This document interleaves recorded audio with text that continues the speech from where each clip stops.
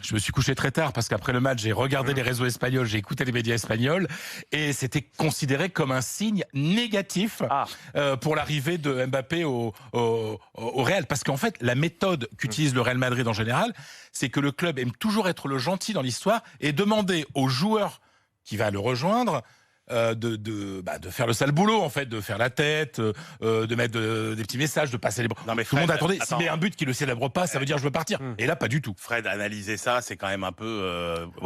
c'est à l'espagnol, Emmanuel. La vraie question qu'on se pose, et en fait, il faut quand même préciser aux auditeurs... nous parler de sous. Je pense que le reste est futile, mais le sous, c'est pas futile. Non, mais juste info, il faut préciser aux auditeurs que Fred, il a la ligne directe avec le président du Real et avec l'entraîneur du Real. Donc nous, ce qu'on veut savoir maintenant, c'est qu'est-ce qui se passe. Alors, ce que je peux vous dire, c'est que jeudi soir, quand tout était très chaud, le président du Real me disait « tranquille ». Et l'entraîneur du Real, tranquilidad. Tranquillité.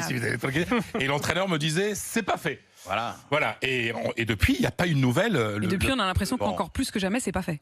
Ah là, ça s'est quand même refroidi depuis 2-3 jours. Mais franchement, est-ce qu'il aurait dû faire profil bas? C'est ça, finalement, ce que voulaient les Espagnols, qu'ils fassent profil bas? C'est vrai que sa joie communicative, ses posts, etc., ne sont pas de nature à inviter à un clash. Là, on sait très bien que Mbappé ne va pas se rebeller contre ses dirigeants pour forcer son départ. C'est pas un rebelle, hein? Non, c'est pas un rebelle. Moi, je trouve, en tant que Français, je trouve ça très bien qu'il ne fasse pas son cinéma, etc. Beaucoup de joueurs dans l'histoire ont refusé d'aller s'entraîner, ont refusé d'aller jouer. Mais lui, il a envie de quoi? Départ. Il a envie de quoi, lui? Il a envie de partir à Madrid, ça c'est clair. Moi, je peux vous dire qu'il a un accord avec le Real Madrid, même si c'est officiellement interdit. Tout le monde sait, et moi le premier, que tout est fait avec le Real. Si le PSG accepte l'offre du Real, la dernière, je parle à Manu parce qu'il aime les sous, 170 millions plus 10 millions en variables, Mbappé, dans quelques heures, est joueur du Real. Mais le PSG n'a pas l'air de vouloir accepter ça. Et si c'est pas cette année, ce sera l'année prochaine? Pardon? Oui. C'est possible que ce soit que dans un an, entre le Real et Mbappé, ils sont capables d'attendre un an, côté Real. Ah ben, de toute façon, le Real... Même dans 6 mois. Oui, alors le contrat peut être signé légalement à partir du 1er janvier. Mais il fera la saison PSG et il arrivera au Real légalement le 1er juillet. Le contrat signé par Mbappé avec le Paris Saint-Germain est celui qui compte. Si le PSG ne veut pas qu'Mbappé s'en aille, le PSG le retient sans aucun problème. Et donc, il va faire un an, il va faire rêver tout le monde, et tout le monde sera content dans un an. C'est un art du teasing. Hein. Et voilà. Mais l'argent n'est pas important là-dedans, si, ou pas? Les Qataris, ils n'ont pas besoin d'argent. Mais Emmanuel a raison. En fait, un club normal... Un club normal, il vendrait. Le club normal serait obligé de vendre. Mais le PSG n'est pas un club normal. C'est un club d'État-nation.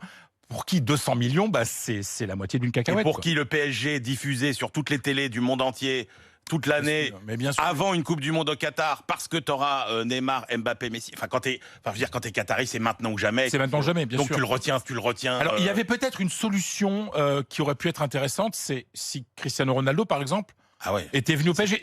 C'était un petit lot de consolation. Il est parti, il est retourné à Manchester United. Ou alors, si Erling Haaland, la star norvégienne qui joue en Allemagne, était libéré par le Borussia Dortmund. Mais c'est un peu tard, c'est un petit peu tard parce que demain soir à minuit, ça se termine. Fin du mercato, demain soir minuit. C'est que de toute façon, le PSG, ils n'ont pas de solution pour remplacer Mbappé. Et donc, ça veut, voilà. Donc pourquoi est-ce qu'il le laisserait partir? Donc, il va peut-être rester. Ah, mais de toute façon, s'il n'y a pas de solution énorme, tant sportive que médiatique, Mbappé va rester.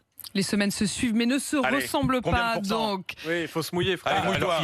Moi, je suis un vieux journaliste. 50-50. Un vieux journaliste. Aujourd'hui, on est 90% il reste, 10% il part. 90% il reste. Et la semaine dernière, c'était pas du tout ça. C'était 51 il part, 50 jeudi soir. 90%. Mais j'ai vécu tellement de mercatos, peut-être qu'on les appelle dans le football, que vous savez, des retournements de dernière situation sont toujours possibles. Donc, je laisse 10% au Real Madrid.